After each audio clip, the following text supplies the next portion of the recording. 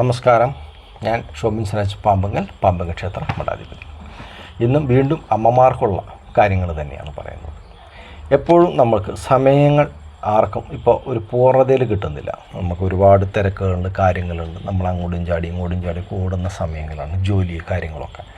പക്ഷെ നമ്മൾ സന്ധ്യാസമയത്ത് നമ്മൾ ചെയ്യേണ്ട ഒരു കുറച്ച് കാര്യങ്ങളുണ്ട്. അത് അമ്മമാരെപ്പോഴും ശ്രദ്ധിക്കേണ്ട കാര്യങ്ങൾ തന്നെയാണ്.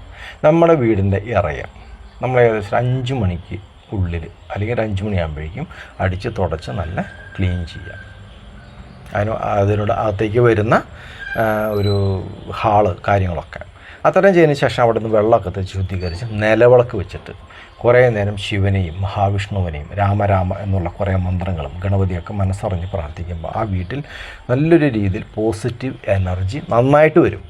അതാണ് നമ്മൾ ഏറ്റവും കൂടുതൽ നമ്മൾ ശ്രദ്ധിക്കേണ്ട ഒരു കാര്യം. അത് നിർബന്ധമാക്കണം ഏത് കുടുംബത്തായാലും. അപ്പോൾ നമുക്കൊരു ആചാര രീതികളിലേക്കുള്ള നല്ല വഴികളായി ഒരു അടുക്കും ചിട്ടയുമായി ബന്ധപ്പെട്ട കാര്യങ്ങൾ വന്നു.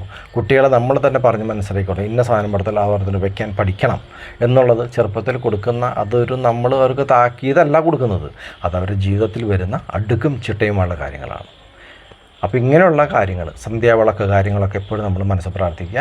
അതുപോലെ തന്നെ പ്രാർത്ഥിക്കുന്ന സമയത്ത് നമുക്കൊരല്പം തുളസിയിലുണ്ടെങ്കിൽ ഓം നമോ നാരായണായ എന്ന് പറഞ്ഞാൽ ചൂട്ടിലിടാം. ചെമ്പരത്തി പൂണ്ടെങ്കിൽ ഭദ്രകാളിയെ മനസ്സ് വിചാരിച്ചിടാം. ശിവനെ വെളുത്ത പൂക്കളിൽ അങ്ങനെ പ്രാർത്ഥിച്ചിടാം. ഇതൊന്നും നമുക്ക് തിരിച്ചിലുള്ള കാര്യങ്ങളൊന്നും ഉണ്ടാകുന്നില്ല. നമുക്ക് കുടുംബത്തിൽ നല്ല ഐശ്വര്യങ്ങൾ ഉറപ്പായിട്ടുണ്ടാവും, നമ്മൾ ചെയ്യാൻ തയ്യാറാണെങ്കിൽ മാത്രം.